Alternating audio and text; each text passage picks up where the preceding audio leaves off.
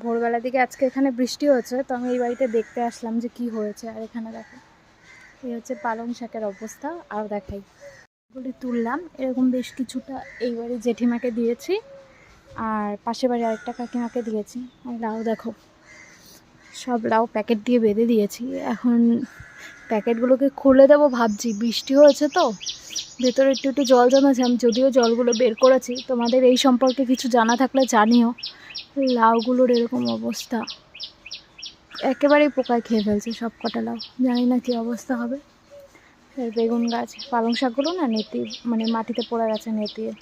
ভেবেছিলাম বাড়ির জন্য আর কটা নিয়ে যাব, ঠাম্মাকে বলবে সে তুলে নিয়ে যেতে, কারণ নিয়ে যাওয়া পসিবল না, আমি প্যাকেট আনিনি কোনো। এখানেও অল্প কটা লাল শাক হয়েছে, সরি লাল শাকগুলোও বড় হয়েছে। আমি ভাবছিলাম তুলবো, কিন্তু আজকে আর লাগবে না, কালকে এসে দেখি তুলে নিয়ে যাবো। এখানে কাঁঠাল গাছ আর ডালিয়া ফুল ফুটেছে দেখো।